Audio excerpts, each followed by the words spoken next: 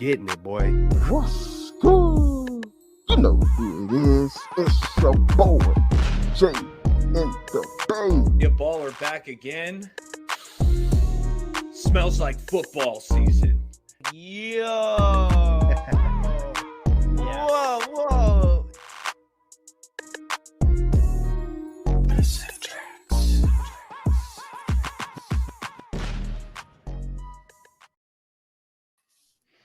What's up, YouTube? Welcome to Straight Out of the Bay. This is Super Bowl week, and you know the 49ers are represented. Bill Parcells famously said, "This is why you lift all them weights." Let's kick it around, see how everybody's feeling. Jay, how you doing? What's good? Hey, man, it's Super Bowl week. I mean, what could be better, right? Excited to be here with you gents, always on a Monday night, and looking forward to talking about the game, man. Hey, Kelts, nice to see you. How you feeling about the Super Bowl? How you feeling today? Man, faithful. Rise up. Yay! Hey, it's time, man. The time is now. Hey, we coming to take it. Like Steve Young said, let's get it. Let's go. That's it, man. I've seen better days, but this week is going to be glorious. Love it. Love it. Glad you could make it. And Amin, the dream, the legend himself in the flesh. We got him here. Amin, how you feeling today?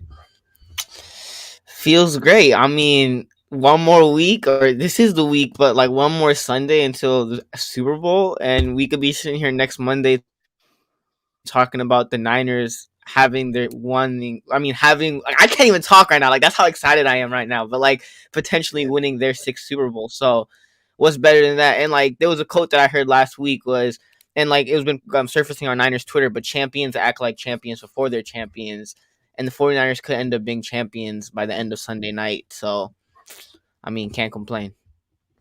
No doubt. Love it. And Amin, when we were talking pre-show, you said, hey, I want to talk about Kyle Shanahan a little bit. And what I decided to do is if we could get Kyle Shanahan in front of you and you could send him a message, what would you want to say to him?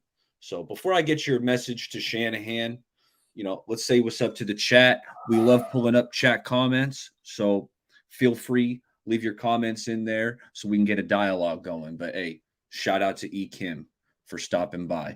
So a message to Kyle Shanahan. I'll go first on this one because I'm going to say, Kyle, let's be appropriately aggressive because we've seen a couple times, especially in the playoffs, where he gets kind of conservative. He takes the foot off the gas where, hey, Kyle, you got Brock Purdy now. You got Christian McCaffrey. We got all these weapons.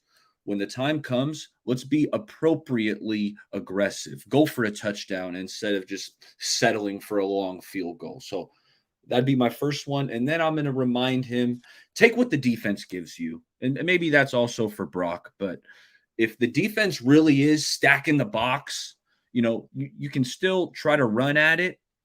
But I would say if they're loading the box, hey, let's trust these weapons. Let's trust 13 getting the ball into their hands. So my message to Kyle, be aggressive, but also take what the defense gives you. So, Amin, what do you have? What's your message to Kyle Shanahan?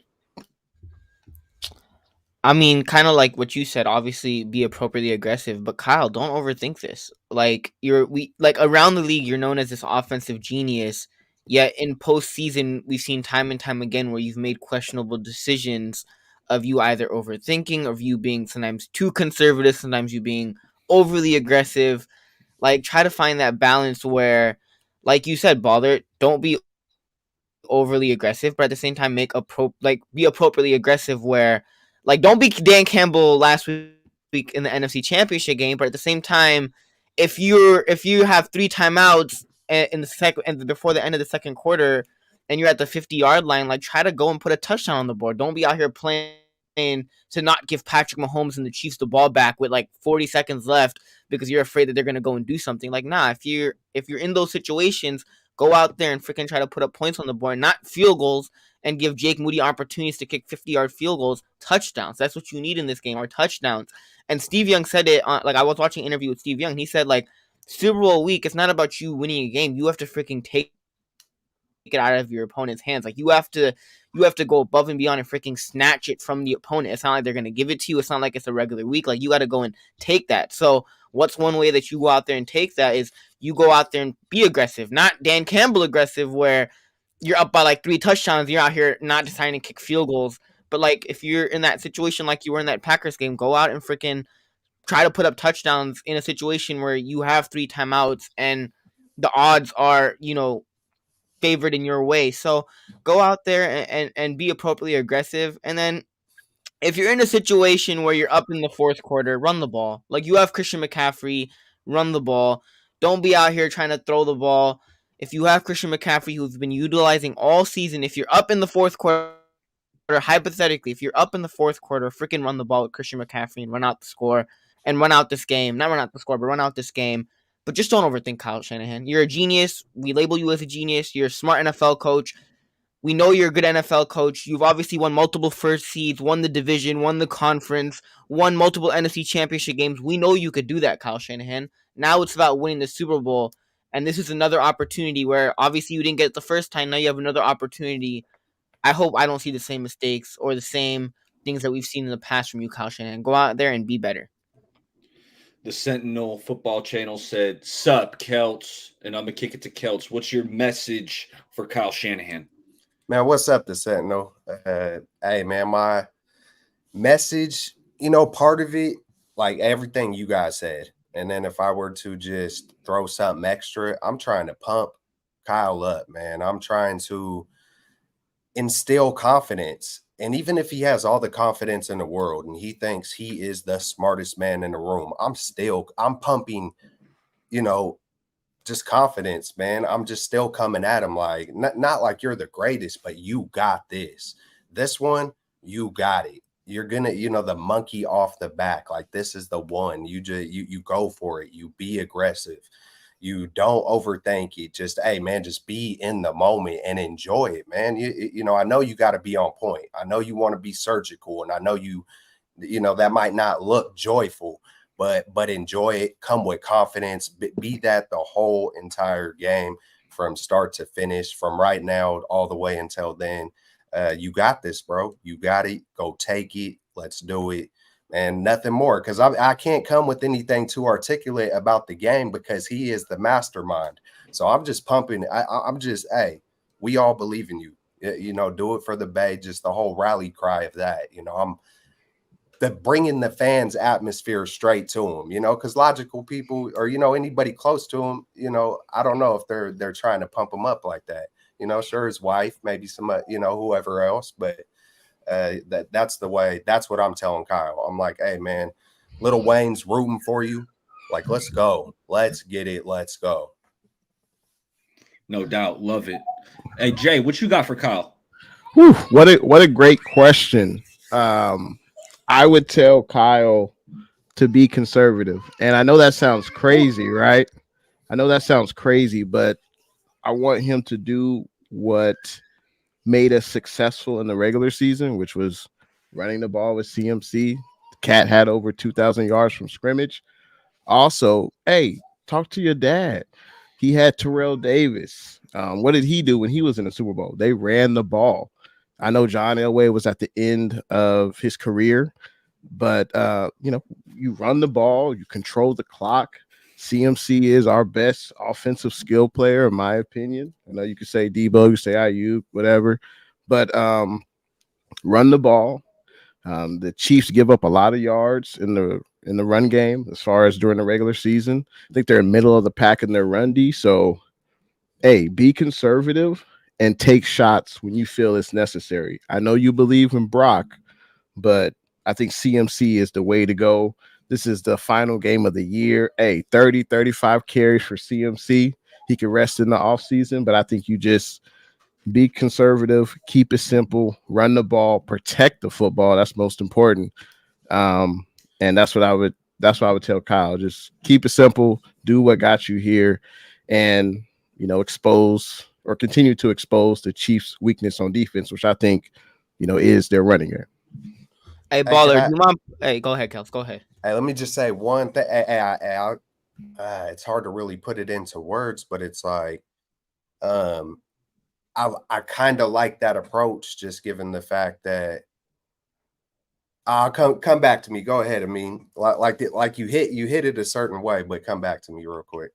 Hey, Sentinel made a good point though. Like if Kyle can keep Mahomes off the field, and you remember like when we had Jimmy G, when he was the quarterback of this team, we used to sometimes have those drives where it would be like first quarter 9 minute drives, and we would take up 9 minutes of the first quarter, literally pounding the football down teams' throats, having easy throws for Jimmy Garoppolo, slant routes, and it would literally be us taking almost majority of the quarter, just having one offensive drive that would end up in a touchdown. Kyle Shanahan, I know you love Brock Purdy, and at a certain point, like I agree with what you said, Baller, but I also understand where Jay's coming from, where take your shots, but at the same time, you don't need Brock Purdy to do what he did in that Packers game where you're having him drop back and run empty sets and making him throw the ball 40 times. Like, if the game calls for that and you're down, sure. But at the same time, first quarter, I don't need Brock Purdy running empty sets 3 out of the first 3-4 downs. I need you to run the ball with Christian McCaffrey. And if you have those long drives and you keep Mahomes off the field, because Mahomes is freaking phenomenal. I remember the only time I went to a Warriors game, it was a Warriors and Jazz game, and that was the same time where the Bills and the Chiefs played, and it was 13 seconds left. In any other situation where you have any other quarterback and there's 13 seconds left, that playoff game, you would be like, this game's over, our team is done. But when you have freaking Patrick Mahomes, anything is possible. 13 seconds left. They end up getting in field goal range. They end up winning that game with 13 seconds left. So the least amount of time that you give to Patrick Mahomes is like Michael Jordan in a way. Where like you remember that Pacers, I think it was Game 5 or Game 6, Pacers Bulls, Reggie 1998. Reggie Miller. Reggie Miller made the shot, and then Larry Bird's face is just he's pissed and like he is not happy. And like Jalen Rose said it, he's like, we all knew and everybody knew in the arena that you left too much time for Michael Jordan. And Michael Jordan didn't, like, obviously it didn't end up hurting them, but Michael Jordan freaking double clutched on that shot and it almost went in. It literally hit the rim and bounced out. So Mahomes is one of those guys where you give him 13 seconds, you give him 15 seconds, he can make something happen. That's how special Mahomes really is. So the least amount of times that you can have Mahomes on the field, if you can really control time of possession and keeping the Chiefs off the field, that'll be huge for the 49ers. I love that. It sounds like we're leading right into the next topic, which is the offensive approach. And I love how Jay sounded like Jay was kind of giving us what he wants to see philosophically on offense, and that's establish the run and run it down the Chiefs' throat. So not that I'm trying to speak for you, but that's sounds like where Jay's going. Hey, Amin, real quick, if you don't mind, jump out and jump back in, just because you're spitting heat, but you're a little laggy at some moments. And some StreamYard does that sometimes. Sometimes that'll just cure it up right there. But I want to talk about our offensive approach. What's on your mind, Kelts? Hey, I remember my point, but I think Jay's approach, because of the Chiefs' struggles, I just start thinking about a lot of Chiefs games where this could be the one game where it's like, yeah, take it to them, matchup to matchup, but be a little, being a little conservative versus this Chiefs offense might not be a bad thing. I know Mahomes is special, but I think our D is going to show up, man. So we'll see how the game goes. That's always going to dictate the game plans, on quarter to quarter, play to play. So I agree with it all, man. And yeah, man. I want to hit on this comment because right before we went live, I had put this on where they had, up at the podium, it was like Fred Warner, Chris Jones, Brock Purdy, and Patrick Mahomes. And they're talking to all four of these guys. And like RM said, he said, just watch the opening night and the Niner fans are hyped. They booed the hell out of KC. Yes, the Niners fans were loud wherever that was being held. And I love to see it kind of setting the tone here for Super Bowl week. It was awesome. So offensively, man, Jay, I think I'm along the lines with Jay because I want to run the ball. I do want, while my message to Kyle was to be appropriately aggressive, I would love to score points running the ball, kind of playing the Jimmy offense. Like I'm thinking, let's start out with the Jimmy G, kind of just like what I mean by Jimmy G is the quick hitters. Let's get the bubble screens, the tunnel screens to Debo going. Let's hit a couple slants over the middle. Let's run the rock. And then if we need to expand, if Brock needs to get deep in his bag, in this second, third quarter, I believe in Brock. We can do that. But why don't we start out running it down their throat, hitting the quick tunnel screens, like I said. Let's get Debo going because Debo is just so special when he gets the rock. I mean, we even saw it last week. I thought Debo really kind of shifted the game uh, against the Packers and against the Lions, where he's catching these balls, making a couple guys miss, and it really gets the whole team going. He's so special, so physical with the ball in his hands. I want to see that. Offensively, Jay, I know you want to run it, but what other thoughts you have on offense? A Moteur in the comments section made a great point, and this should be for all the entire coaching staff, especially the coordinators. If your original plan is derailed, you got to have a contingency plan. You got to be able to switch it up on the fly, and that's what separates the good coaches from the great coaches. So, great point, Moteur. I agree, kind of like what Amin said. Use your offense to, win that time of possession. Keep Pat Mahomes off the field. Because let's face it, fellas, we got a lot of big names on defense, but we haven't really been playing that well. We've made timely turnovers, like the fumble by Gibson and Eric Armstead recovered.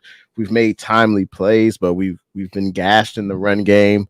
We know Ambry could be handsy. Hell, Mooney Ward earlier on in the season was handsy. So, I would say from an offensive standpoint, just to get back to that, is hey, continue to run the ball at CMC, work off of play action, get Kittle involved early. Like Kittle, we know what he can do. I don't think he's been utilized as much. I know there's tons of weapons on the field, but utilize that play action, get Kittle out in the open. He's a mismatch nightmare out there on the field. So that's what I would say. And obviously protect the ball.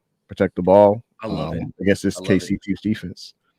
And I want to piggyback off the play action because that was a great point, Jay. I want to see it under center. I feel like the under center play action is really what kind of gets this offense going. When Brock's got to turn his back to the defense and those linebackers really do get sucked up towards the line of scrimmage and you're throwing balls right over their heads. I want to see some of that under center. I like that point. Kelts, what else you thinking offensively? In 1994, I was 8 years old, but I had a really good memory back then. The third play of the very first game of that year, the 49ers went deep over the middle. I don't know how long the touchdown was, but I want to say 50 to 70 yards. I believe it was to Rice, the third play of the game, 1994, game one, regular season. In the Super Bowl, third play of the game versus the Chargers. They freaking third play bombed to Jerry Rice. And my God, bro, if I could relive that, that's what I would want. You know what I'm saying? Let's take a deep shot early and punch them all the way in the throat. And imagine what that would open up. I know that could be taking a bit, to be honest, is that really taking a big risk? I mean, if it's way down the field, you could almost consider that a punt on the worst case scenario. But that would be amazing. That's how I would open it up. And then, of course, man, like Jay said, you got to pound the ball, play action. Let's see some of the bag. Let's see if there's been some tricks up the sleeve that's been hidden for a while. And let's see some Kyle specials. Let's see some dudes wide open versus this number one defense and Spagnola and Kyle Shanahan. And a lot of respect to the Chiefs. I'm well aware of their strengths. The Bolton, the McDuffie, the Snead, the Chris Jones, the Karlaftis, just all of it, if I say Karlaftis right. But yeah, man, just I understand it all. And hey, man, let's get some game going all directions, the full field, the whole entire field, east, south, north, west. Just do it all. Let's see it. Be conservative. Hey, do your simple power stuff. and keep going to it, but then flip the script. Don't get stagnant. Don't, build a good rhythm, whatever that is. Even, hey, sometimes a good rhythm could be a deep shot, and instead of waiting and, oh, it'll come, hey, hit him where it hurts, man, and let's go. And we know, hey, Brock is willing to give, especially BA. We saw the play, it got tipped up. It was a long catch, but early in that game, I want to say first drive, Purdy also threw a one-on-one go ball to Ayuk, which he ended up having to break it up. But Brock trusts BA, and he's going to put a couple up there in this game coming up. Amin the Dream. We're still talking offense. Before we flip it to the defensive side, do you have any thoughts about the offensive approach or just the offense in general? I mean, y'all pretty much summed it up, but like, yeah, Kyle, obviously utilized Christian McCaffrey, and that's the thing though. Going back to last Super Bowl, it's honestly like when I think about it, what Kyle Shanahan did when we made it to the Super Bowl last time, what we did with Jimmy Garoppolo, it's like so impressive because you look at other teams when they have limitations at quarterback and they get bounced in the first round of the playoffs, or they have to run their offense a certain way, and sometimes it goes well for them, sometimes it doesn't. And when you think about what Kyle Shanahan freaking did with Jimmy Garoppolo and how he managed to take that team to a Super Bowl, it's honestly freaking astonishing. But Kyle, this year you have Brock Purdy. You have a quarterback in which you trust. So if the run game isn't working, you can rely on that passing game. If the run game is working, freaking use the running game, right? But at the same time, you're not limited to a certain, you're not limited to either one or the other because you have a quarterback that you trust and you have freaking one of the best running backs in football. So whatever's working, use it. Don't, obviously overthink. But use play action. This Niners team is really successful when they do run play action. So run some play action. I don't know if y'all saw the media day, but like Kyle, someone asked Brock Purdy where he was like, "Are you ready to make Taylor Swift disappointed?" And he was like, "Yes." And I was like, I was so happy. And like in my head, I was like, "That's my quarterback right there. Like that's my quarterback." But yeah, just go out there, play chess, and Kyle Shanahan, do what you normally do. Be the offensive genius that everybody talks about, and go out there and freaking put together a freaking excellent game plan, and hopefully we end up winning number 6. Hey, The chat real is. quick. Oh If yeah, what's uh up? if Dre Greenlaw is the hammer on defense, we got to give our hammer on offense the ball. And for me, that's Debo. You got to get Yeah. him involved early and often.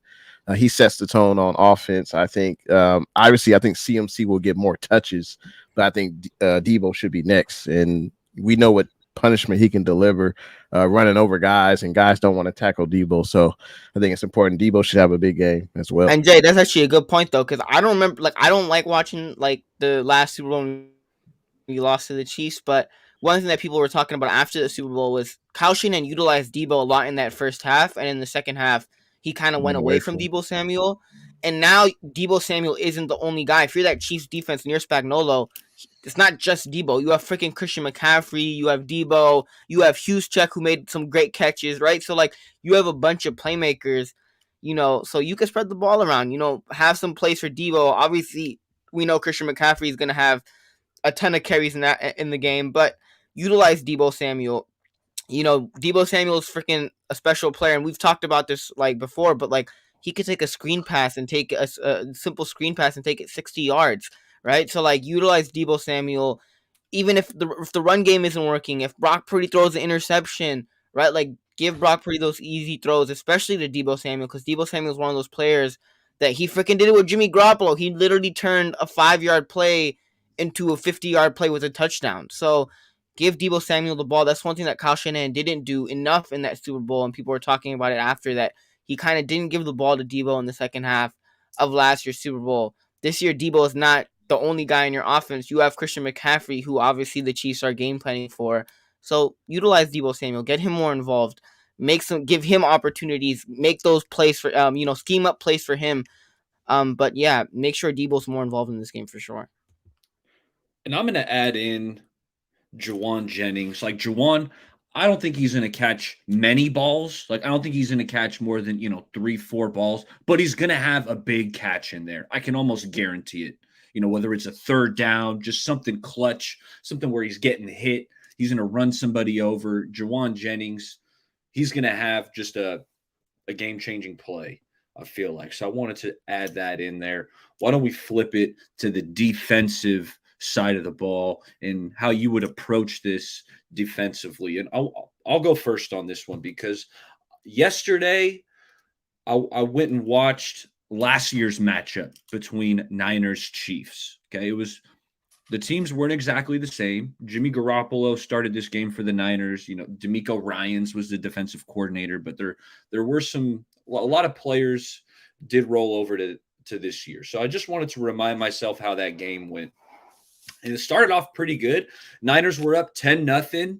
Patrick Mahomes threw an interception. You know, you're feeling pretty good. But after that Mahomes pick, fellas, let me just remind you what happened. It went touchdown, missed field goal, touchdown, touchdown, touchdown, touchdown. And what the Niners couldn't do, and this is my biggest key for the Super Bowl. Watching this game made me think of it, and it made me realize this is going to be the biggest key for the Niners, in my opinion. And it's going to be red zone defense. The Niners could not stop the Chiefs in the red zone last year when these two teams met. McCole Hardman, let me remind you, had 3 touchdowns, all of them on those jet sweeps, right? You guys remember that? So the Niners need to be locked in the red zone because I feel like philosophically, I feel like I know how the Niners are going to kind of play this. And it's going to be rather conservative, in my opinion, defensively. They're going to try to limit the big play. Last year when these teams met, the Niners D'Amico tried to get a little bit aggressive, leaving guys one-on-one, and the Niners secondary actually got burnt. Marquez Valdez-Scantling had a couple of just huge chunk plays getting over the top of the defense. I don't think the Niners are going to want that to happen in the Super Bowl, so I'm expecting kind of a bend but don't break defense, and in order for that to work, you got to shut it off in the red zone, and I think they will. That's my biggest key to the game is red zone defense.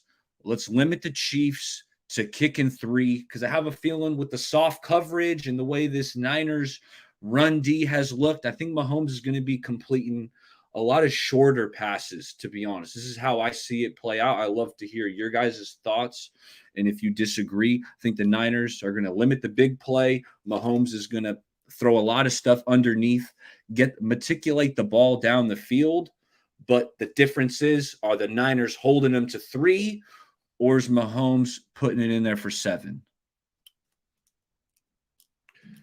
Hey, yeah, what's up, Jay? Yeah, I was gonna say great points. Great points.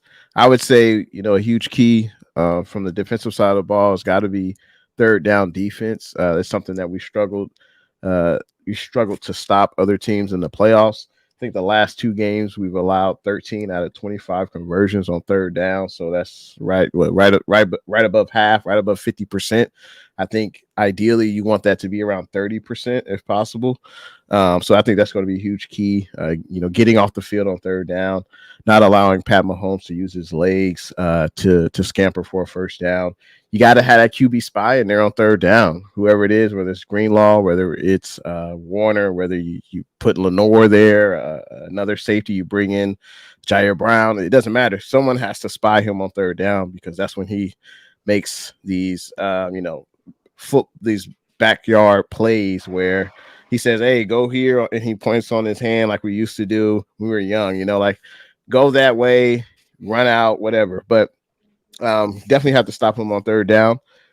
This Niners defense has struggled a lot in stopping the run. I think we've allowed like 318 yards on the ground the last 2 games. Like that's crazy. So if I was the same way we talked to Kyle, if I talked to Steve Wilkes, sideline Steve, I would say I think you kind of have to overcommit to stop the run. I think you maybe add a 5th defensive lineman. Add 9 guys in the box. This Chiefs offense does not have Tyreek Hill.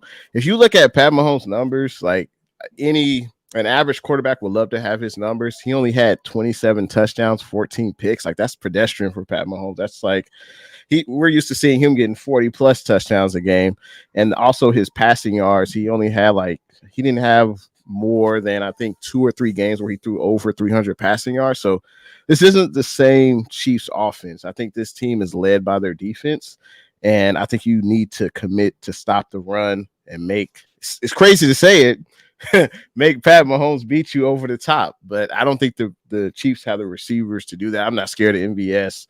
Rice is having a hell of a year. Obviously, you got Kelsey, but I think the biggest key, you got to get off the field on third down, and you got to shut down this running game because Pacheco is a pretty good running back. He runs hard, and I'm looking forward to collisions between him and our backers. But you got to overcommit to stop the run. That's what I think sideline Wilkes should do.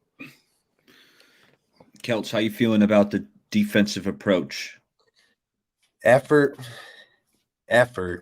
and some more effort. I feel like we have a defense that can still be great. I think we have been kind of pity pattering through the playoffs, but just give max effort. We got a gang of talent. Put it all on the field. That's like my first thing. And that's to the whole entire squad, from the coaches all the way down to the backups. Just come with maximum effort. We got the talent to get it done, and mix it up. I love to mix it up early.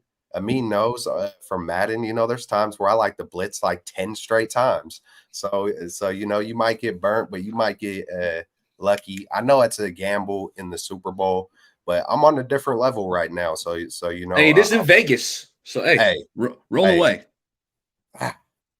Let's get it. So hey, lay it all out, man. Blitz up the middle. I seen someone on Twitter talking about blitz up the middle. I like that. Just with the way that Patrick Mahomes moves. All the points that Jay and the Bay said with the weapons, they still got some players, man. The offensive line, man, hopefully we can expose their, tackles. And I'm not too sure about the rest of their offensive line. I haven't dove deep into it, but it doesn't seem like it's as strong as past years. So, hey, let's attack. The big one is, I don't know, is Joe Thuney playing? That's a really good guard. He said he'll find out. He said he'll find out later this week if he's able to practice. But like the odds of him coming back are like ridiculous. Okay. Yeah, so hey, let's get after it early, man. Let's try to wear them down. Pacheco, of course, I want to see that. Greenlaw and Pacheco, but kind of I don't. I want to see Kinlaw in the backfield taking Pacheco down early. But hey, let's just get after it. Get after it, full throttle, beginning to end. Don't waste all your energy on the walkout. Chase Young, I love you, my man. You got this. Absolutely. Yeah, let's get after it. High effort. I love that, Kelts. I wish you would be there to remind some of these players that, hey, man, let's not hold anything back, all right? Give it all you got right here. The offseason's right around the corner. Let's go. I love that. Give everything you got. That's a good reminder, Kelts. Amin the Dream, you got any thoughts on this defensive approach? I mean, I got 3 keys to this game. One is obviously stopping Pacheco. Like, you have to stop the run. This Niners defense, what they did in Detroit is unacceptable, especially in the Super Bowl. If you do that, if you come out there and do it in the Super Bowl, you got to stop Pacheco. Get off the field on third down. Like in that Lions game, you were allowing 3rd and 18s, 3rd and 12s. Like none of that. If you have the Chiefs offense in 3rd and long situations, under no circumstance do I want them converting 3rd and 12s, 3rd and 18s, because those are plays that are like game losing plays for you, potentially game losing plays for you, especially on 3rd and long. So 3rd and long, which the Niners haven't really necessarily done well in the playoffs. Get the Chiefs, off the field, especially on 3rd downs, and then let the receivers beat you. You don't have a Tyreek Hill on this Chiefs team anymore. They got rid of Juju Smith-Schuster, who is probably one of their better receivers last year. Like, they don't have anybody outside of Travis Kelce and Rashee Rice. Like, besides that, am I scared of Marquez Valdes-Scantling? No. Am I scared of the other guy, Sky Moore? No. Like, I'm not scared of any of those dudes. Kadarius Toney? Like, yeah, I'm really tripping about Kadarius Toney. No. Let the receivers beat you. And I get it. It's crazy to say that let Patrick Mahomes and that team, beat you. But that's what you kind of got to do. Stop Pacheco. Don't allow them to run the football. Obviously, get off the field on 3rd down. But let those receivers go out there and beat you. There's no Tyreek Hill on this team. The best guy that they have a receiver is a freaking tight end in Travis Kelce. But let the receivers go out there and beat you.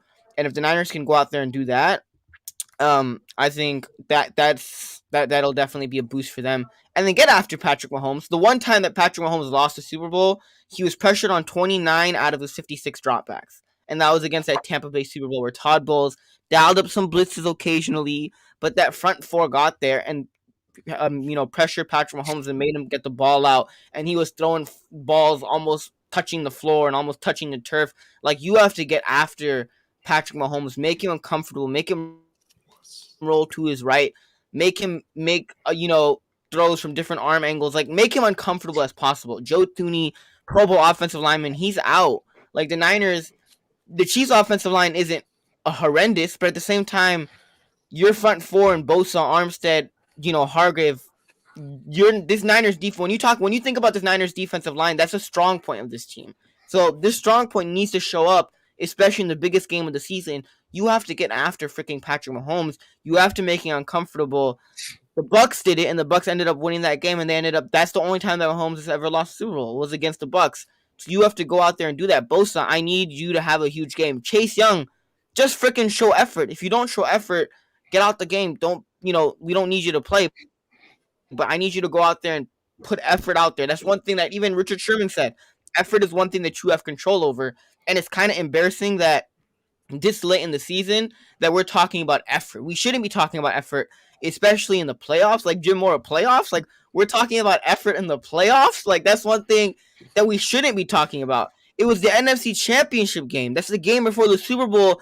You've fallen short multiple years, and you're not giving your 100% to try to win that game. Effort is one thing that you have control over. Whether you win, whether you lose, whether you're going up against a more talented team, doesn't matter. The effort that you show out on the field has nothing to do with how talented you are, how fast you are, how athletic you are. Your effort, anybody can give their 100% effort or 110% effort out there. So go out there, give it your 100%, leave it all out there. Chase Young, I love you, but we need a big game from you. Like, we need you to go out there, at least get a couple of pressures. A sack would be great, but we need you to go out there and give your 100% effort, not let Pacheco run by you and you just stand there and just do whatever. Like, we need 100% from this defense. So go out there, make Mahomes uncomfortable, give your 100% effort. I don't know why that should be even talked about. Oh, put an effort in the Super Bowl. Like, yeah, that's what we expect from this defense. Not only the defense, from the offense also. Give it your 100%, especially, it doesn't matter what game you're playing, but especially in a playoff game, especially in the Super Bowl, like go out there and put in your effort. So, obviously, like I said, third down, make the receivers beat you and make Patrick Mahomes uncomfortable. That front four, especially with the Chiefs' injuries on the offensive line, go out there and make Mahomes uncomfortable. I expect big things from that defensive line. Hey, real quick, baller. What's up, Jay? All right, I just got to say what's good to Livy's World and everyone else that's in the chat right now. Make sure you hit that thumbs up button if you're excited for the Niners to be in the Super Bowl. But real quick, a stat that I saw that was interesting: the Chiefs were 11-6 to end the regular season. Out of all their 6 losses, they never scored over 20 points except one time. That was Week 1 against Detroit. So the key number has got to be 20. So if the Niners defense can keep this Chiefs offense under 20, hey, I think we'll be good. I think we'll have number 6. So. And if I'm Wilkes, I'm watching what the Raiders did against the Chiefs, because the Raiders had a great game plan against the Chiefs, and they kind of limited that Chiefs offense. So if I'm Steve Wilkes, I might be looking at what the Raiders did. Like, teams looked at what the Niners did against the Eagles, and Nick Bosa said we put out a blueprint. Like, go out there and look at some tape of what that Raiders defense did against the Chiefs, because this defense really does have to show up against Patrick Mahomes and this Chiefs offense. Otherwise, it will get ugly. So this defense probably, even more than Kyle Shanahan, has the most pressure going into the Super Bowl game, because the defense doesn't show up. If this defense doesn't show up, and that's the funny thing is, like, a couple of years ago, and even in the beginning of the season, like, we weren't worried about this defense. But now in the Super Bowl, we're not even worried about the defense making mistakes. We're worried about them not putting 100% effort. Like this defense. Do you feel like it's the entire defense, or it's just Chase Young? Because he's the standout. I mean, effort wise, you could say it's Chase Young, but even then, the run game has been stopping the run. On a play, I thought it was Tayshaun Gibson on the Jamison Williams reverse. Chase Young is the big one that he jumped out. But watching that all 22, there were a few times where I'm going, is he going Yeah. all out? And it's like Amin has said in the NFC Championship game, you can't have that happen. That being said, this defensive line, I'll take it a step further. I mean, you were talking about the defense needing to step up. I'm looking specifically at this D line because they haven't lived up to the expectations. These guys are getting paid a ton of money. And, I see the effort from Bosa, but just the impact hasn't been as big as I thought it would be when we had assembled this defensive line, especially after getting Gregory, getting Chase Young. That being said, fellas, there's still time. You show up in this game, I'll forgive everything. I'm thinking Niners need at least like 3 sacks on Patrick Mahomes. Someone's got to step up and make some plays. Yeah, you haven't lived up to expectations, but you do it in the Super Bowl, hey, I forgive you. That's all we need. Will Javon Hargrave show up? Will he even be mentioned by the announcers in the game? Please. Please. Hopefully. Hey, I mean, if I'm Hargrave, I should have extra incentive or extra motivation because I lost last year to the same dude, right? And you're on a different squad now. Like, I wouldn't want to lose 2 years in a row. So if I'm Hargrave, I have that extra motivation where I'm like, dude, I lost to this guy the year prior. I ain't trying to lose again, right? So, like, if I'm Hargrave, I better show up. Hargrave, Armstead, Bosa, Chase Young. Like, if Chase Young, you go out there and give me a sack, 1 sack, and you go out there and make Mahomes uncomfortable, get a couple of pressures in there, all is forgiven, my friend. Like, all is forgiven. Then you could go on to your next team, and you will go down as a Niner legend. We will love you forever. You will always be known as a 49er. No complaints, but we need you to step up in this game, Chase Young. Facts. Hey, any last thoughts on defense before, I want to hear who you think's going to have a big game, but last thoughts on defense. I would love to see Wilkes. I think Amina mentioned it earlier, or maybe someone in the chat. Have Bosa or Young blitz through the middle, through that A gap. That'd be nice to see. Let's see some twists and some stunts between the defensive linemen. I felt like it's been kind of vanilla with the D line, so that's something else that I think Wilkes should add in this week. We're about to unleash it, man. Maybe that's what it's setting up to be. Maybe it's been a little vanilla. And it's like you hate to say that because it's like kind of, have they kind of been playing it vanilla versus a Green Bay or a Lions and waiting for the big one? But who knows? Who knows the real games that they be playing, especially a guy like Kyle Shanahan. So, man, I feel it, man. Let's get a little more creative and get after it. Full effort. Everybody. No doubt. No doubt. Hey, someone's going to have a big game. I want to hear from you guys. I know it's tough to pick one guy, but let's go around and think about it right now. Lock in who you think is going to have a big game, 150 plus yards, at least a tug. Let's kick it around. And why don't we give the young buck kind of the pick of the litter? So, Amin the Dream, everyone's on the board. Who's going to have a big performance? Who's stepping up in the Super Bowl? Who you got? Amin the Dream. Jake Moody. Jake Moody's going to go 3 for 3 on his field goals. No, I'm just playing. You think I'm going to go Jake Moody? Heck no. Heck no. I mean, the easy pick would be Christian McCaffrey, right? Like, the obvious pick would be Christian McCaffrey. I think he goes for over 80 yards and 2 touchdowns. I'm going to go with Christian McCaffrey. I think that's the easy pick. All you got is 80 yards? I'm going to be nice about it. I think Kyle Shanahan, if the Chiefs go out there and stack the box, I don't know if Kyle Shanahan's going to commit to the run. That's just one concern that I have about Kyle Shanahan. What about total yards? Because we know CMC's going to catch some balls too. So if you factor in receiving yards plus rushing, like what are you thinking for CMC in this game? I'm going to go over 100, 110. Well, okay, 110 total yards. Okay. And I think he gets in the passing game. Brock Purdy's, yeah, but rushing, running the football strictly Christian McCaffrey and his carries and things like that, and the touches running the ball. I don't know if he gets over 100 because Kyle Shanahan, we've seen it even in this postseason that when Kyle Shanahan's running game isn't necessarily on point, Kyle Shanahan does tend to abandon the run and rely on Brock Purdy because he does trust Brock Purdy. So I don't know if he goes over 100. If he goes over 100, great. Like, that'll be amazing. But I'm going to go 80 yards, 80 rushing yards, and 2 touchdowns. Okay. Hey, that's who Amin's got. Jay, who you thinking? Who's going to have the big game for the Niners? Whew. Man, so many players I could mention. I think it's going to start off in the trenches with the big silver back, Trent Williams. I don't need to say no most. It's Trent Williams. I got another guy though, and it's the highest paid defensive player ever in the NFL, and it's going to be number 97, Nick Bosa. He's going up against Jawan. Well, okay, Jawan Taylor's a right tackle. Usually Bosa lines up on the offense's left side. But let's say he does line up against Jawan Taylor or Chase Young or whoever that edge rusher is going to be. Jawan Taylor is the most penalized offensive lineman in the NFL.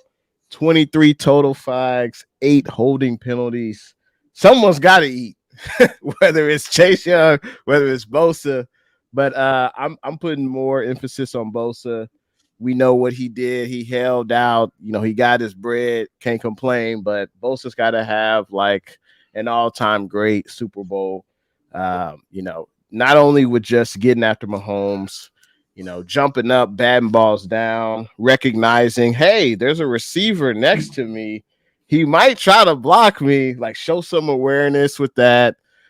See those screens before they materialize. And just be a disruptor. That's what I want to see from both. Be a disruptor.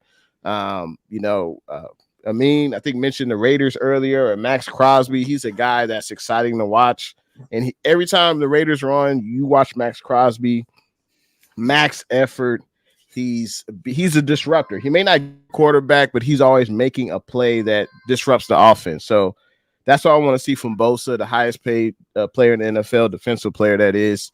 Be a disruptor. If you can't get to the quarterback, hey, then do something else that'll disrupt the offense's flow. So my big game performers, Bosa, I'm gonna say he's gonna have at least 2 sacks, 2 TFLs, and I'm gonna say he's gonna get a defensive touchdown. He gonna bat the ball at the line of scrimmage, catch it, baby, and run to the end zone.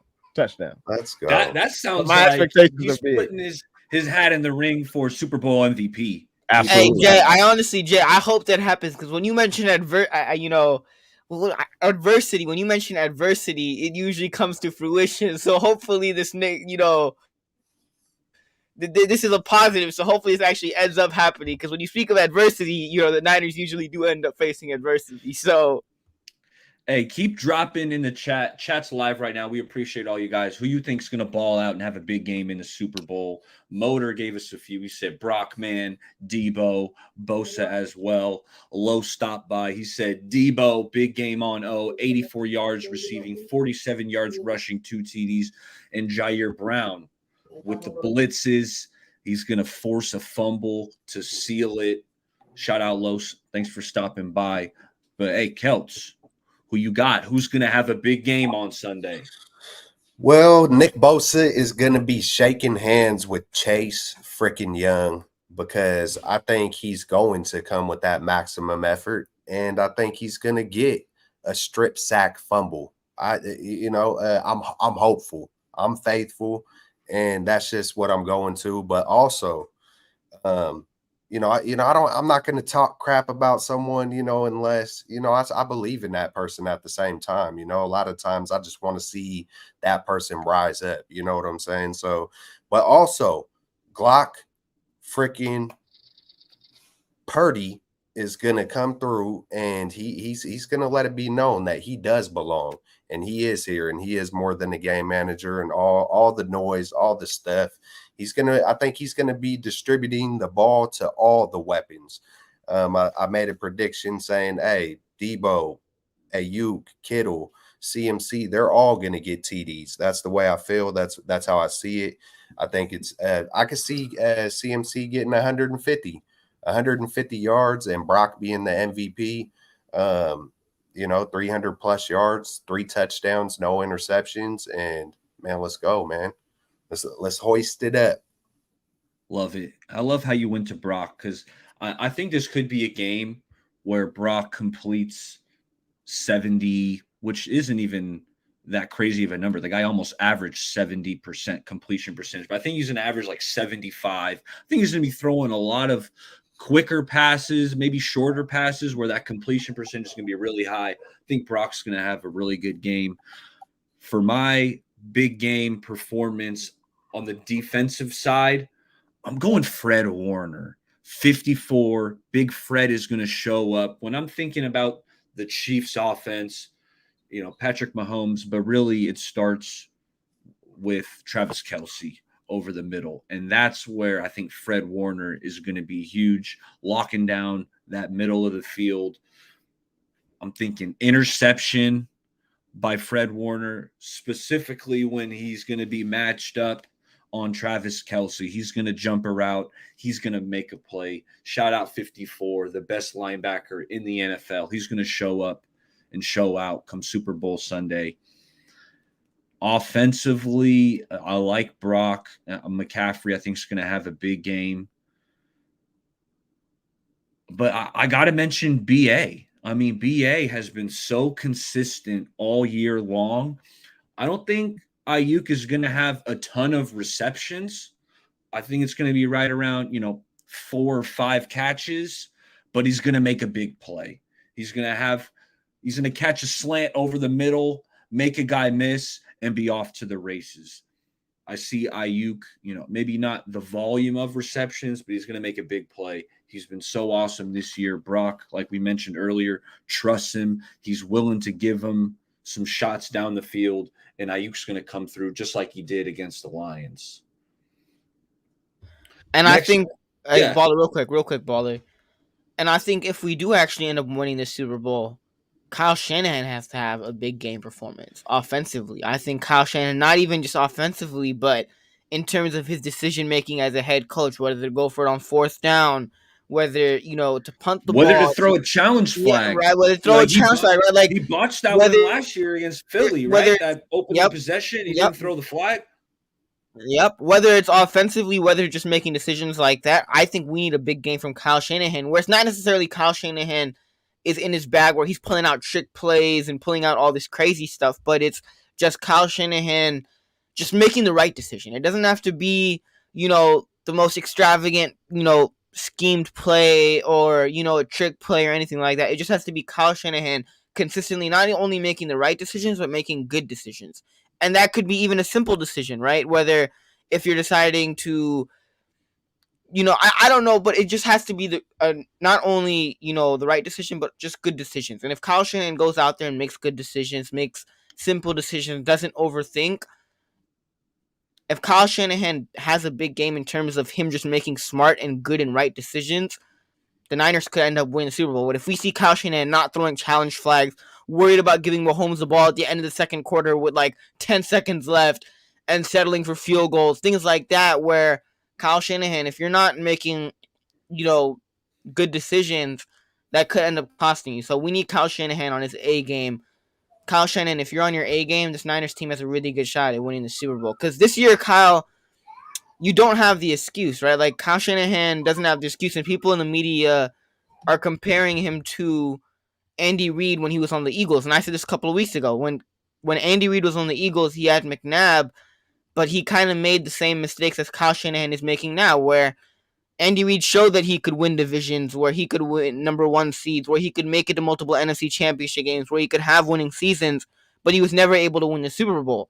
And Kyle Shanahan, what was holding you back the last couple of years was Jimmy Garoppolo.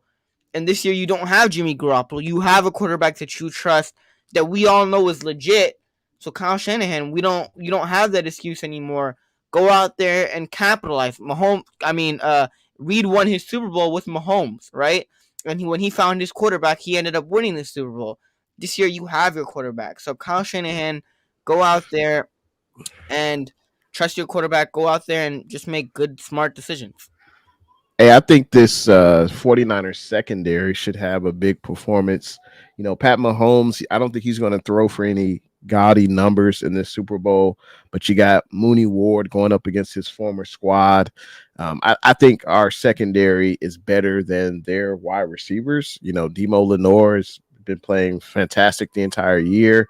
I think one of our corners, Demo Lenore or Mooney Ward, I think they should be able to get an interception. I could definitely see that happening. Maybe some pressure up the middle by Hargrave or Armstead forces Mahomes to throw sooner than he wants. Maybe we could pick one off, but I think this 49ers secondary is going to have to play sound and not have any 50-yard defensive pass interference penalties. Like, we can't have that. We can't give Mahomes extra time or extra possessions to get down the field. That's a great point. Those big, long pass interference calls, I mean, They they're hurt. game changers. Yeah. They're game changers. They're momentum shifters. So let's avoid those at all costs. Ambry, I'm kind of looking at you. That being said, it could happen to anybody, but let's lock in. Let's stay focused. No mental lapses when that ball's in the air. Next up, we went to the big time performers, but I want to hear who's that sleeper, kind of the under the radar guy that's going to step up and kind of make himself a household name. That's kind of how it goes in the Super Bowl. You perform, you have a big game, people will find out about you. So I want to know who you think is that sleeper performer who's going to step up. And offensively, we can go one offense, one defense if you want to do that. Offensively, I'm looking at, he's not a sleeper to us Niners fans, but I think nationally, Juwan Jennings. I think Juwan, I spoke about him earlier. I think he's going to have a couple catches that are going to be huge, third down conversions, tough catches in traffic. Juwan, we know what he brings as a blocker in the run game. The dude is so freaking physical. But I think Juwan's going to have a couple just huge clutch catches in key moments. So I'm going Juwan on offense. Defensively, man, I was waffling back and forth between a couple guys, but I'm going to give it to someone who I had been hard on previously, but this year he's really stepped his game up, and I have no gripes from him. I can't beat him up from his performance this year. He's exceeded my expectations. I'm looking at Javon Kinlaw. Big Javon Kinlaw. The Niners are going to need him on the interior. I feel like he's been flashing here in the playoffs really all season long. I think Javon's had a pretty steady season. In this game, I think this is a game Javon is going to be so fired up for. And, having Armstead and Hargrave, Javon knows that, he's not going to get 30, 40 snaps out there on the field. It might only be 15 to 20. So when he's out there, give everything he's got. I think Javon's going to make a play. He's going to push the pocket, grab onto Mahomes, yank him down. Kinlaw, kind of a sleeper performance on the interior. But Jay, I want to hear who you got. Who's a sleeper you think's about to ball out? Hey, just to piggyback on Juwan Jennings, because that was one guy who immediately came to mind. With him, it's not the it's not the quantity of catches he gets, it's the quality. Usually he's making those big third down catches, or he's pushing your corner into the Gatorade jug. Like, he's going to bring that passion, whether he's catching the ball or whether he's blocking.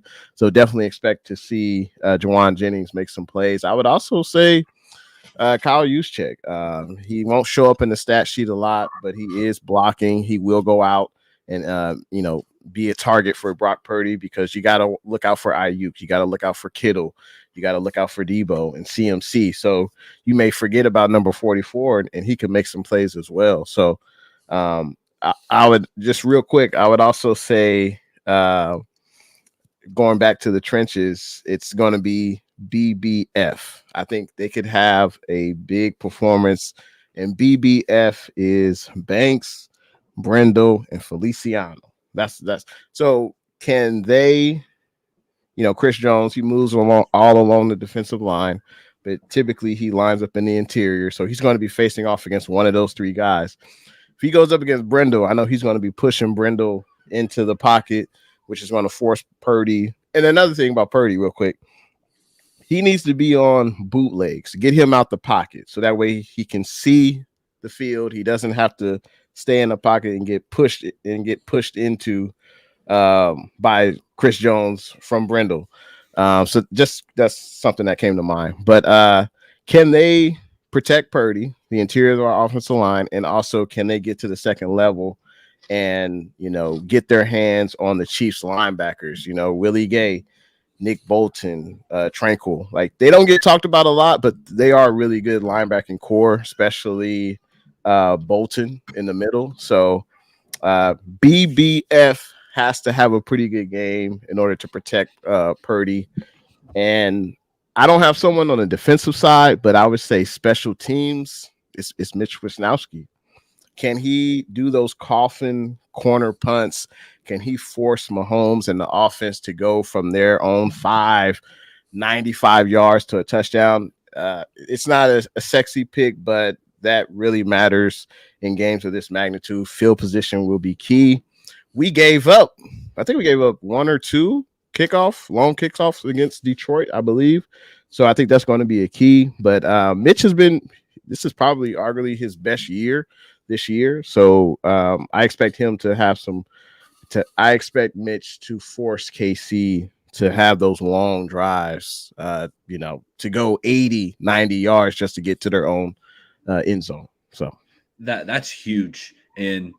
But who has to help out Mitch Wisnowski are those gunners, right? Mitch could have a great punt, but if the gunners aren't getting there on time or can't locate the ball, and Sam Womack's usually pretty freaking good out there as a gunner, kind of pinning that ball deep in the end zone. So I love that one. Celts, who are you thinking? We're naming sleeper performers coming up. Who's that sleeper that's going to ball out? Great minds think alike, because I've had this from the jump. Kinlaw, and I heard you mention him as well, Baller. So I think Kinlaw can get back there and get after it.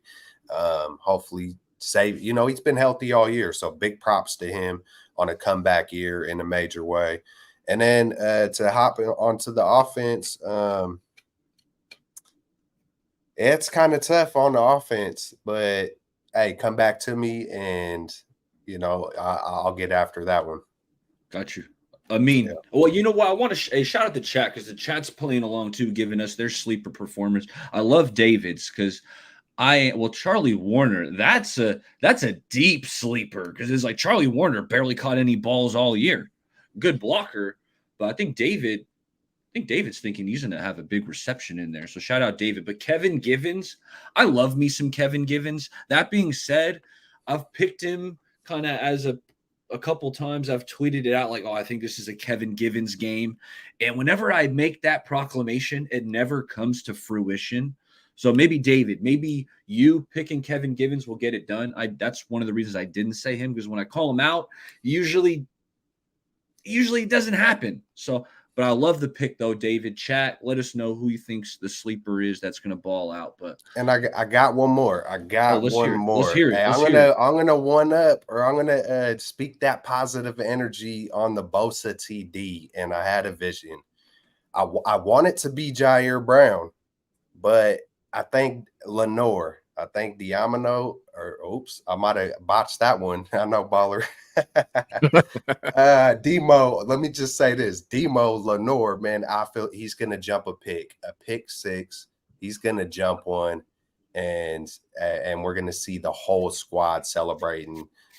Chase Young's you know what? I don't want there. I don't want that. That's the thing. I don't want that. You know what? You get an interception. It's coming though. Good, if they have a pick six, it's inevitable. The game changed after they went and celebrated that interception in the Super Bowl. That was Fred Warner's pick. Hey, if I'm remembering correctly. The game changed because of Garoppolo. They've done it all season. Tarvarius Moore's pick. And then the punter the swag now. You can't stop the swag. Nah, man. Listen, Patrick Mahomes celebrate, and then it was all downhill from there. Like, stay locked in. Celebrate after the game.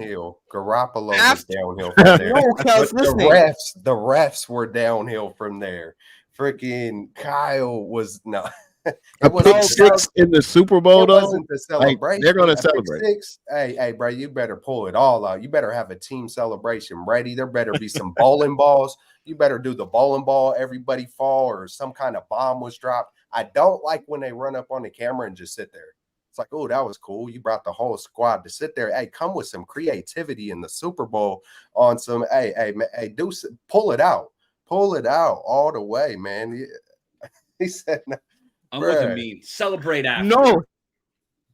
Okay, listen. You end up winning this. You make that pick six. Just quietly, respectfully hand the ball to the ref. Walk back on the sideline. End of the game when the confetti and all that's falling on the floor. Then you want to go do your Super Bowl pick. Go in front of Mahomes facing the Chiefs sideline. Do a team pose. Do the bowling balls. Whatever you want to do after the game. If you end up winning, hopefully. But during the game, that's literally the turning point. The Chiefs punter and that Chiefs team said after the game, they were like, that interception and they were celebrating, that's what lit the fire. And you do not want to give a team that's in the Super Bowl or your opposition, especially in the Super Bowl, an extra motivation or an extra fire within to motivate them even more. Like, I know it's inevitable if the Niners do get the pick. I think they are going to go to the end zone, rush the end zone. But, like, listen, Mahomes and that team is already freaking good. Don't give them any extra motivation. Last time that happened, they dropped a 30 piece on you. Like, please. You gotta take Nah, it. Kels, I'd rather win a part of Super Bowl than have taking a 5-minute celebration after a pick six, and then Mahomes and that team has a fire lit under them, and you end up, losing another Super Bowl because that motivated them even more. There's a 1 minute celebration isn't gonna stop it's not gonna change the outcome of the game. That's my opinion, but I hear y'all. I think they should keep celebrating. That's what they've been doing all season. So I won't be surprised if they celebrate. But I want to say another name real quick, Jair Brown. And that positivity took a turn. I was like, pick six, don't celebrate. Yeah, they're going to celebrate. Hey, but Jair Brown had 10 total tackles last week against Detroit. If he could have another 10 tackles, half of them were solo tackles. So if he could have 10 tackles and he'll be in on the tackles against Isaiah Pacheco, especially at the line of scrimmage, I think that would be great. And I think he could have a productive game. Amin, did you hit on your sleeper yet? No. Nah. No, I don't think you did. Who you got? I mean, offensively, Baller, you took my guy in Jawan Jennings. Like, who's letting Baller go first on every one of these segments? Like, Baller, every segment, I feel like Baller's like, I'm going first. I got this one. And then Ballers be taking all the good answers. Baller be getting the first pick. Like, Baller's the commissioner, and he gives himself the first pick. Like, it's like, But, Baller, like, you took my guy in Jennings. I think Jawan Jennings, like you guys said, Jawan Jennings, third down, the quality of the catches. He might finish with a stat line of 6 catches, 40-something yards, but those 6 catches were on crucial third downs or when the Niners needed, a conversion or when they needed a big play. Jawan Jennings usually comes up with it. So I think the quality of Jawan Jennings' catches are huge. So I think Jawan Jennings offensively is probably the sleeper performance. And another guy, I think he's going to have a good game is Ayuk, though, because I think if you look at, I think by the end of the game, people are going to look at Christian McCaffrey's stat line. They're going to look at Debo's stat line. They're going to look at Brock Purdy's stat line. And then Brandon Ayuk will kind of get overshadowed. But I think Brandon Ayuk also has some huge catches in this game that'll definitely help the 49ers. So I think Brandon Ayuk and Jawan Jennings are probably my two offensive. Defensively, Kinlaw was one that I was going to say. But I'm going to go Jair Brown. I think he gets an interception in this game. So that's my hot take. I think Jair Brown ends up with an interception in this game. In the 2019 Super Bowl, Patrick Mahomes threw one to Tarvarius Moore, and when they did that whole end zone celebration, I think Patrick Mahomes gives one to Jair Brown, hopefully to seal the game. That's my hot take. But he's my super performer. Real quick, I hate to even bring this up. Maybe I shouldn't, but I think I would be surprised if the Niners score a touchdown on every offensive possession. So if it's a 4th down and 2, we're at the opponent's 33, 35. The guy who kicks the ball through the uprights, he's going to have to make his kicks. I can't imagine leaving points off the board. And you can imagine if he misses the first one, his confidence could be shot. They might not even kick They another might one. they might not let him. They might not let him. But hopefully, I think we're comfortable with him. Or at least I am on extra points. But on those long kicks, 40 plus 50, he's got to make his kicks.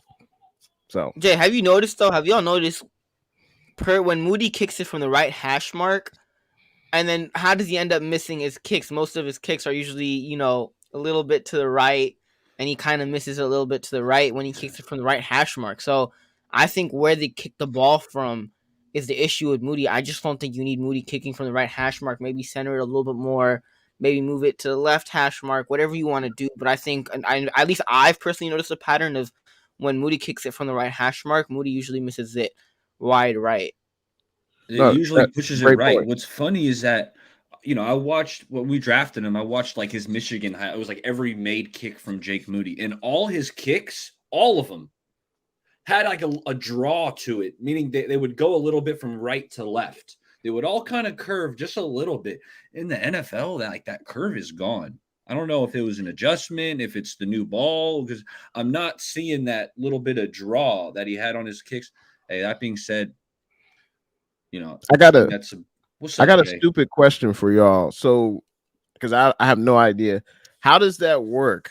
Exactly where they spot the ball. So, as opposed to the right hash to the left hash, what determines that? The previous play where the player lands? Like, I have no idea. Does Yeah, anyone that's what know? it is. Yeah, I believe that's what it is. Like If if the previous play, if they ran the ball to the left and it was right? right there, on the hash, I believe that's what it is. Then that's where you Yeah, kick it from. So yeah, that's it. you would think the special teams coordinator would know that and be like, "Hey, if we don't make this, let's try to get the ball to the left, do a quarterback sneak or whatever, or give it to Juice, let him run to the left. That way Moody can set up where he's most comfortable." Like, So, I mean, Kyle, now on Kyle, third Kyle down, ain't, Kyle they're ain't not. catering to Moody. That's what I'm saying. Kyle is Now on not third catering down, to you're Moody, trying bro. to just get the ball lined up for your kicker. You're in trouble. It's, If you're hey, doing that's that, you're hey, in I some like the trouble. detail though. I like the detail, but there's no way, Kyle. That would well, be if interesting. Who there's knows? Maybe 10 Kyle seconds, does. if there's 10 seconds left in the fourth quarter, Yes. let's say we need 30 yards to get to a touchdown. I don't know if you want to trust Purdy to throw it into the end zone, so you might want to Heck set no. up for a game-winning field goal. You might have to. Yeah. In that Yeah. situation, you do it. You Yeah. see teams kind of whatever center the ball, or Right. they'll do like a QB knee, but they'll move to the kicker's preference. Yeah, in that situation, you do Yeah. it, but kind of just throughout the But that's game, the only time. you're trying to. Yeah, you're trying Well, to. I looked up some Super Bowl props, and why don't we kick it around? And let's hear. Most of these are over unders. Chat, you play along too. Let us know if you think it's a over, it's a under. But let's go after some Super Bowl props. First off, we're starting out with number 13, Brock Purdy. Over under I saw is 244 and a half passing yards. You Hell guys, no. you Hell to guys the going over, under 244 and a half Brock Purdy passing yards. away. Up and away, boy. It's hey, that's nah, Brock's getting more, I could see him 300. He's getting at least I said 316. I'm with Kelps. I'm taking the over. What about I you went two? I went the Stone Cold Steve Austin route with that one. So yeah, it's coming. I would take the over. He's only thrown for less than 242 or 244 twice in his last like 7 or 8 games. So I'm taking the over. I mean, what you got? Over under Brock Purdy 244. I'm gonna go the under. I think he finishes couple like 10, 15 yards short of 240. And you're expecting McCaffrey to have the big I game. expect So I expect a big that McCaffrey game. correlates. I That expect a big correlates right McCaffrey there. game. And I get this is kind of like a stupid takeaway, but George Kittle had an interview, and like I was a little kid who's been at the Pro Bowl and things like that, who interviewed George Kittle, and he was like, "What are you guys gonna do differently this time, offensively, to make to have you guys have a more successful outcome?" And he said it was a little kid, but George Kittle kind of said he was like, "We're gonna give the ball to Christian McCaffrey. When you give the ball to Christian McCaffrey, good things happen." So I think we expect a big game from Christian McCaffrey, and I don't think Kyle Shanahan's really gonna rely on Brock Purdy to throw 40 passes, 50 passes, unless the game calls for it. So I think we see a big Christian McCaffrey game, get the ball in Deebo Samuel's hands. So I think he finishes 10, 15 yards, if not more, short of 240. Okay. Let's keep it moving. Next up is the QB on the opposite side. It's Pat Mahomes. His over under is about 15 yards more than Purdy's. Over under 259 and a half yards for Pat Mahomes.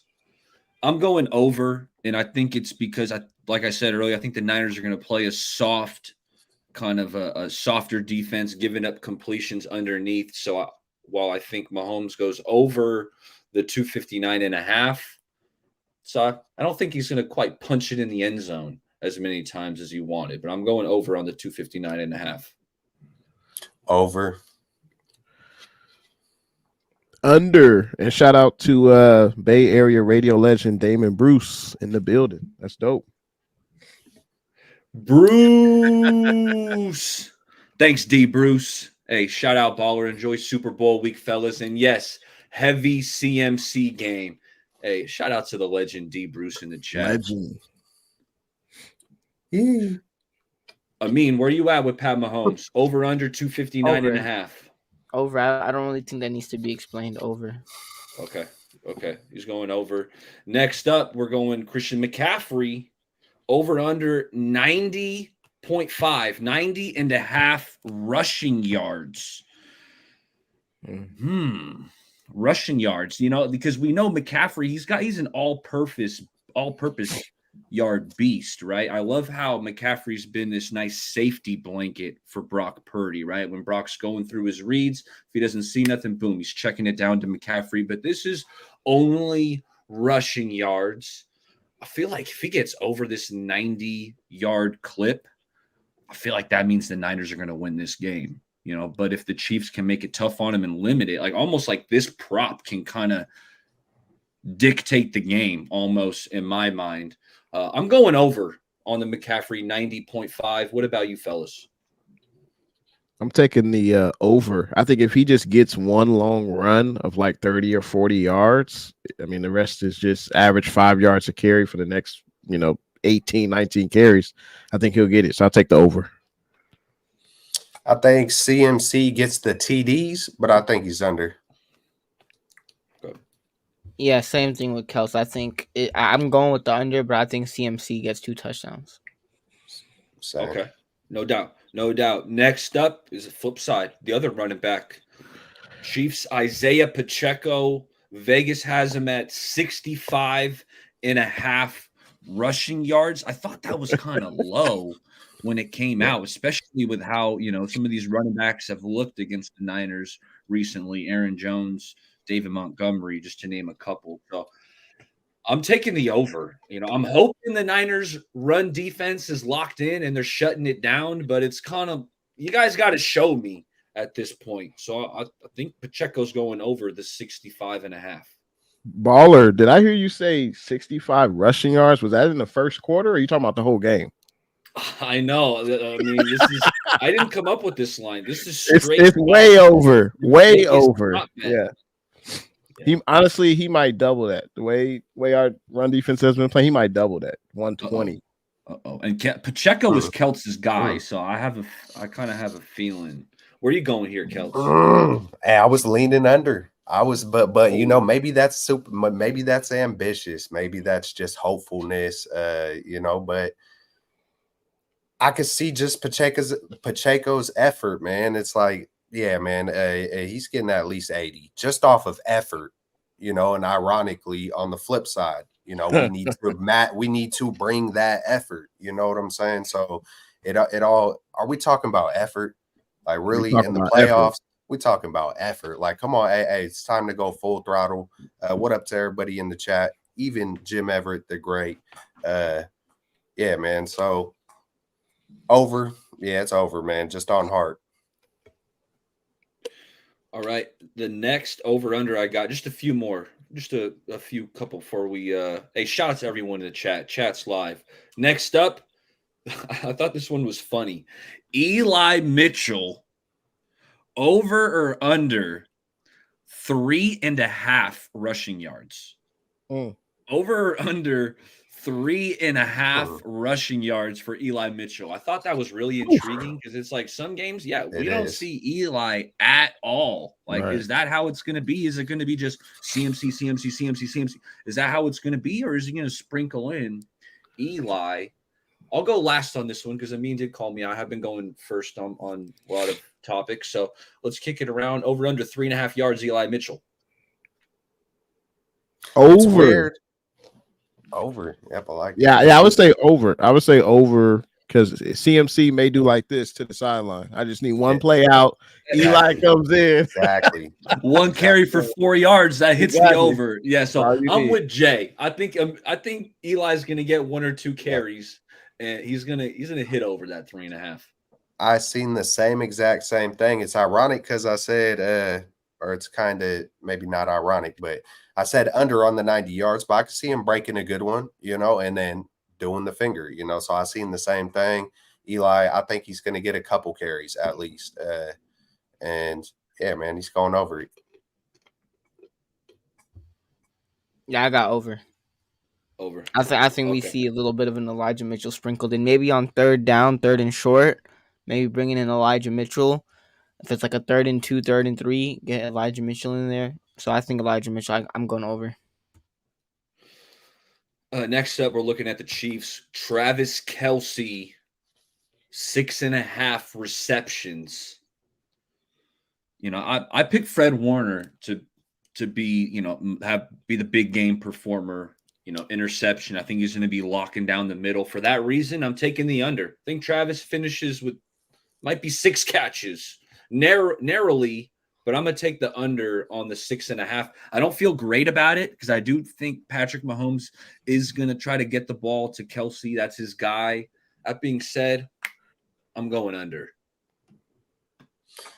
Over. I think if I remember right, versus the Ravens, I could have swore I seen a stat that was like 10 targets, 10 catches, and then it even increased, I think. But yeah, he's gonna. You got to go to him. Those are the guys, man. They got a relationship.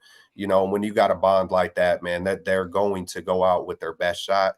Unfortunately, it's probably not going to be in a victory, but over. I would say that Travis Kelce won't be able to shake it off versus the 49ers defenders. But let's be real. Andy Reid gets Kelce the ball. It could be behind the line of scrimmage. They could run a little screen. Kelce catch the ball. He'll run for 4 or 5, maybe 6 yards. And Pat Mahomes, that's his favorite target.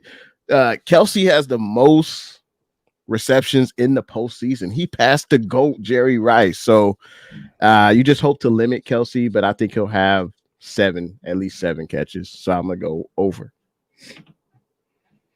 I'm not feeling great about my under right now. I'm rolling with it. I'm sticking with it, but I'm not feeling great about it. I mean, maybe you'll make me feel a little better. Nah, I gotta go over. If we're the Niners defense, we know we gotta stop Kelce. If you're Andy Reid, if you give Kelce the ball, that gives you a better chance to win this football game. If you get Kelce involved, you give him the ball. Patrick Mahomes knows that, and this defense and Steve Wilkes knows that we have to stop Travis Kelce. So I would go as to say even that Kelce gets over 6.5 receptions and even a touchdown. I wouldn't be surprised if he did. So yeah, I'm going over. I would be very, very pleased if it was your prediction, baller, with the under. I don't think any Niners fan would be, opposed to that, but I think it's over. I think he goes over. Yeah, I can't blame you guys. The last prop I got, and I think might be the most fun one, but it's a highly coveted, it's a loved prop bet to make come Super Bowl Sunday. Which Gatorade color will the winning coach get dumped on him post game? Which Gatorade color is the coach getting doused with? Lemon lime. That lemon lime. That's that yellow, right, Jay? That's that yellow. That mellow yellow. Okay. Okay. Jay's going yellow. sprinkle some gold flakes in there or something, man. Something like, man. I don't know if they got a Turn it gold into color. gold logger. Oh, A little bit of some gold. hey, flakes. man, it's like I want to say red. I don't know. Yeah, let's keep it red, man. Let's keep it red. Yeah. That's where I'm going to, Celts. I'm not going to. Sometimes I'll switch it up, based on. No, I'm going red. I think the Niners are winning. I think they're going to have that red Gatorade ready to roll to dump on top of Shanny. So I'm with Celts. I'm going red. But what color Gatorade is getting dumped on the coach? I'm gonna go yellow. I want it to be red because like Niners are red and gold. You win a Super Bowl. Obviously, the red and white confetti is coming down, and you pour some red Gatorade on Kyle Shanahan. But I think it's gonna be yellow. Okay. All right. Those are locked in. Let's see. Bonus topic, fellas. Why don't we? Score predictions. We'll do some score predictions, and then maybe you guys got a topic you want to throw out there. Celts you can remind us what your score prediction was, Celts. I know you think there's going to be some points scored on the Niners' behalf, but let's go around score predictions. Celts, why don't you remind us again? Yeah, 34-24, man. That's my official one. Yeah, I'm kind of even looking at that because that would be 2 field goals, huh? Yeah, I think that's how I broke it down. You know what? No. You know what? I'm going to switch it up right now. 35.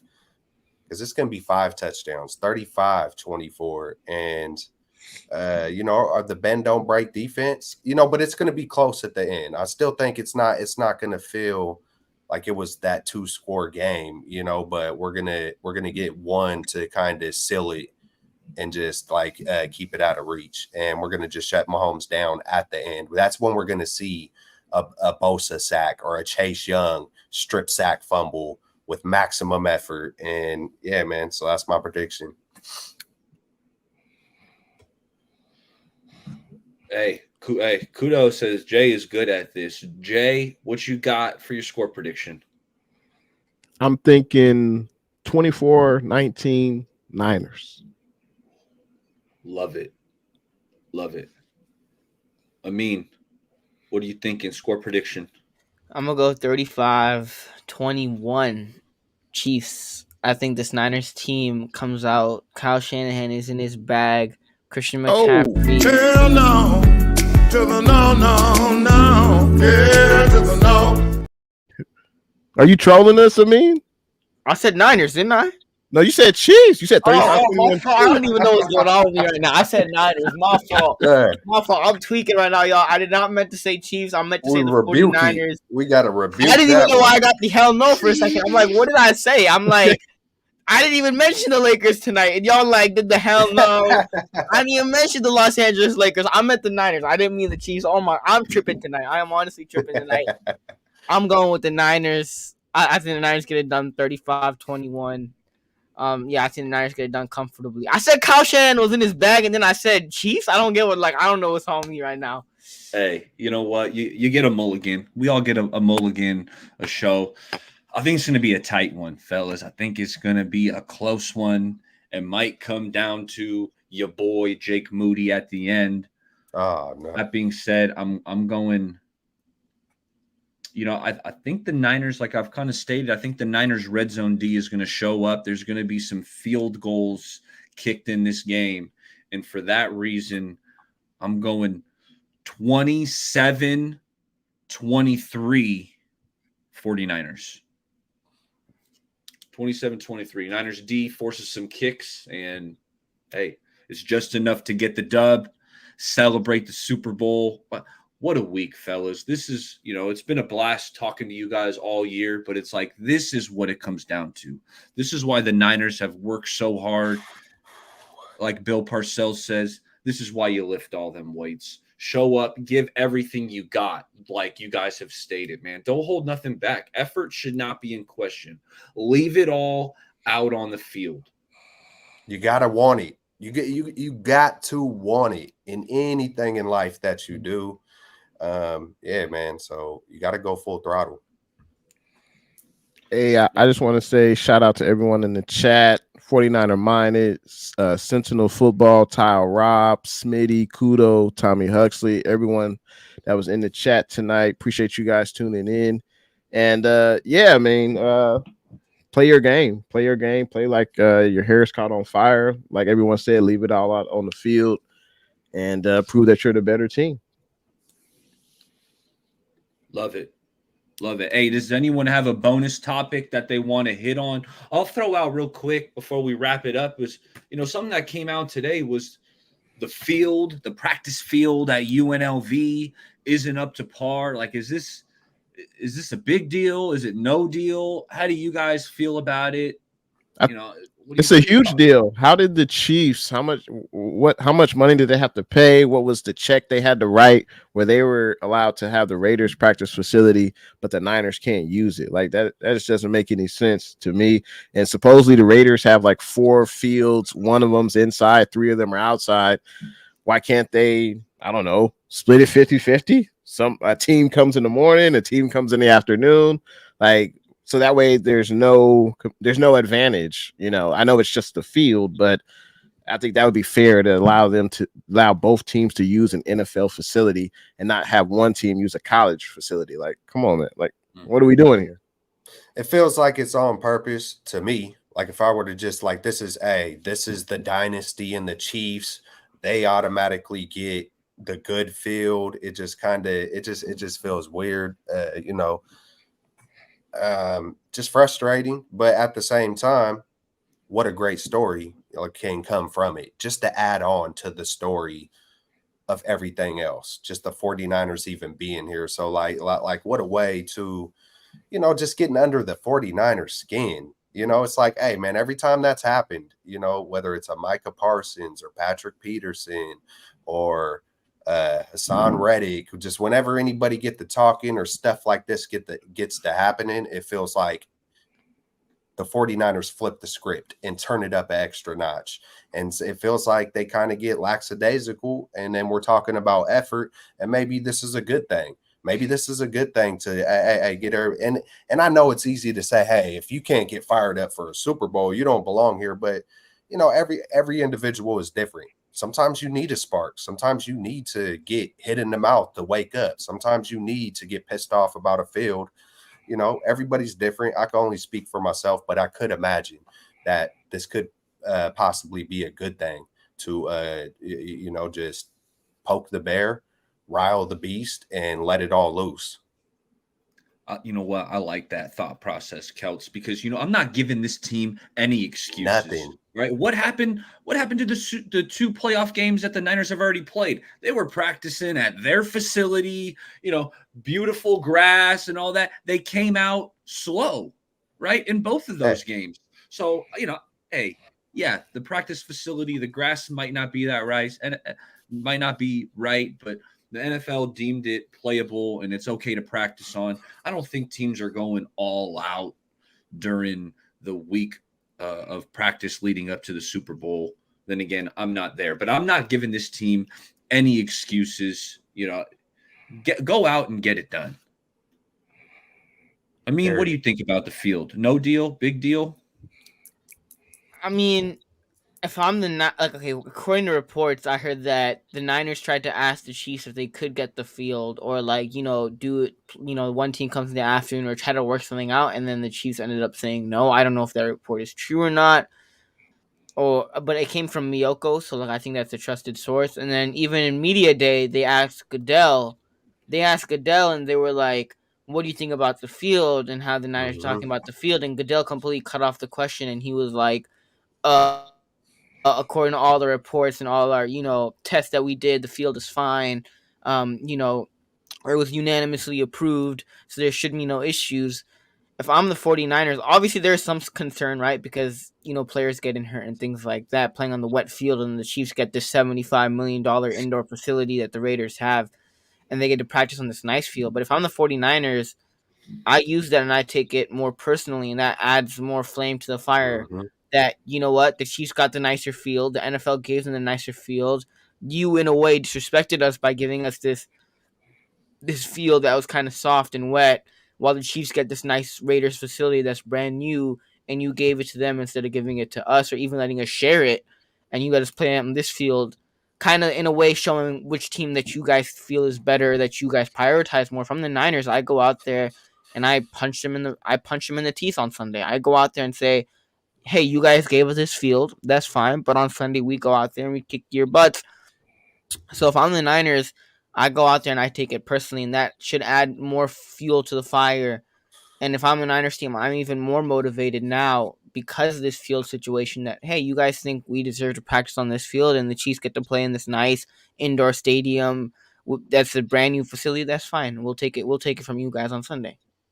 Hey, well said by everyone. I just don't understand uh the thought process behind one team gets the NFL field, the other team Yeah. gets the college field. Either they both share the NFL field, or hell, they both share the college field. That's fair. I just don't understand what they're thinking by allowing one team to Man, have better field. distraction. I heard someone say something like something about Taylor Swift, and hey, man, there ain't no telling when you got billions of dollars, you can make some shit happen, and that's real talk.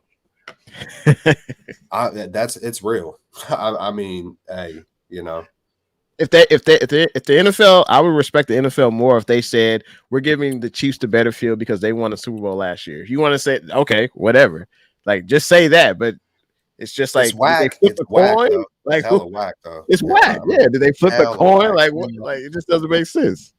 That, yeah. I mean, throwing grass on top of turf, which is what they did at UNLV, like that just sounds weird. It just like I don't know how often that's been done, or like if games are ever played on a situation like that. So it's weird. That being said, I'm not giving no excuses to this Niner team. Lock in, get it done, regardless. 49ers, And don't let it distract you. Like just don't let it take any more time than you. Hey, if it is what it is, hey, just stay doing exactly what you were doing. Nothing extra on it. That would be my advice to the 49ers. If it is what it is, hey, just hopefully it fuels them. And other than that, just do what you were doing to get it out your mind, whatever they got, and and move forward. And the funny thing is, the Raiders have 2 outdoor fields, and then they have the indoor facility, which the Chiefs are practicing in. I understand the Chiefs get the indoor facility, but why can't the Niners get one of the 2 outdoor facilities that they also have? Right? Like, I don't get why it's the Niners are on this college field, and then the Chiefs are not even on their outdoor fields, at least like having some sort of like, where they have to at least be in the sun or in that heat. They get the indoor field and the NFL field that's indoor, $75 million facility, and then the Niners are on this college field where they put grass over the turf. Like, I don't get where that's even like fair. You understand where the disadvantage is for the 49ers, but there's not even a disadvantage for the Chiefs because they don't even got to be out there in the sun running plays and stuff. They indoors with the AC and everything with the $75 million facility. They indoors. Like, it clearly shows who the NFL favors. Hey, one more negative to a positive, a way to flip, turn the desert into grass is, you're slipping, you're sliding. Who knows how it really is during practice? But once you get on the other field, you're gonna be like, oh, this is nice. Oh man, hey, we're floating now. Okay, like, hey, I'm just, hey, you never know, man. Sometimes those struggles and those crossroads and those obstacles could turn into a masterpiece. So, it depends on their perception on how they take it. They can flip the script, or they could complain about it, let it distract them, knock them off their game. We'll see. We'll see how they come out, and we're gonna know right off the bat. Hey, appreciate everyone in the chat. The chat's been live. Make sure you liked it on the way out. Why don't we kick it around? I mean, we're planning next week. Super Bowl victory, baby. Hopefully it's a victory Monday, fellas. Hopefully, fingers crossed, it's a victory Monday coming up, because that would mean that the Niners got it done, won the big game. So look forward to talking with you guys next Monday. Why don't we kick it around before we get out of here? Last thoughts. I mean, fellas, the Super Bowl's coming up. All right, man. Hey, man, RIP to my dog, Jackie Boy, man. He passed last night, middle of the night. There was a situation, too long of a story to tell, but yeah, man, he passed. It was a long night up until probably 4 a.m, couple hours sleep, but I wasn't missing this thing for the world. I know Jackie boy, he was on one good show with me, and I had 2 chairs at one point, and he would want to be right here rocking for this damn Super Bowl. But I love you, my boy. Let's get it, Jackie boy. Jay, how you feeling? Hey, well said, man. But there's definitely gonna be bad blood on Sunday in Vegas. And just talk about the Super Bowl in Vegas. I know it's crazy out there right now. It's funny that the Niners are playing in the Raiders Stadium, which is hella funny, and also the Chiefs are playing as well, of course, and they're AFC West rivals. But it's going to be a hell of a game. Can't wait to see some of the commercials. Can't wait to see Usher put it down during the halftime show for those that like Usher, whatever. But hey, can't wait for the game. Counting down the days, the hours, the minutes, the seconds. And hey, man, it's one play at a time. Play like your hair is on fire, and do what you've done all regular season. Just maybe up a notch, a little bit more. And hey, be sound in your fundamentals. Don't make mistakes. And if you do, it's on to the next play, and just play your heart out. That's all you can do. I mean, actually, no. I mean, you go last because I like how you end it. I'll go. Hey, Niners. I know you guys are hungry, but this fan base is hungry too. All right, so let's get out there. Actually, I like the slogan. You see it. I got this one at the game against the Lions last couple weeks ago. Do it for the Bay, right? We're hungry. I know this team is hungry. Let's lock in. Let's stay focused.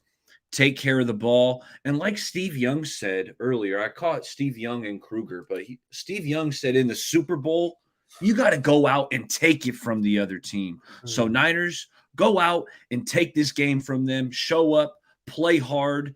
I loved how Amin and Kelts went in on the effort because effort shouldn't be a question. Everyone goes balls to the wall, all out, and we'll be bringing home that Lombardi, going to the parade. Can't wait. Amin, take us home. First off, Jay, ain't nobody giving no damn about Usher's halftime show. Like, I'm trying to get to the third quarter. Jay. Like, if it was like any other team in the Super Bowl, I'd be like, who cares? Like, fine, let's watch some Usher. Like, I got draws older than you, Amin. I don't do no damn about no Usher during the Niners Super Bowl. Like, I'm just trying to get to the third quarter. I'm gonna be waiting for it to be over. Like, I'm gonna be like, when is this gonna be over? Let it burn. Let it burn. Obviously, that clock. Nobody about no Usher, bro. Like, I mean, maybe because I'm like newer. Like, I'm not. I don't know Usher. You'll learn one day. You're gonna get a girl one day. One day. If that's you're gonna be singing that Usher. You're gonna be singing that Usher. Man. Like, that's the thing, man. Like, that's another story for backstage. But like, yeah, I you know how I always wrap the show up. Lakers. Go Lakers, and then bang bang Niner gang, bang bang Niner gang. Hopefully next week we gonna talk about a victory Monday. Winning ring number 6. Otherwise, if we don't, I might have to call in 6 next week. I might have to be like, my soul died next week, and we might have to call in sick. But hopefully, we actually end up getting it done and win number 6. To come this far and to not win it, I mean, that would hurt. So hopefully, we end up getting it done. I think they will, fellas. I've been feeling it all year. I'm saying this is the year the Niners win the Super Bowl. And it's time. I think it's happening. Hey, love talking with you guys. We'll be here next week. Win or loss, sun shining or snow, we'll be here. Thanks to everyone in the chat stopping by. Enjoy Super Bowl week. Let's get this dub.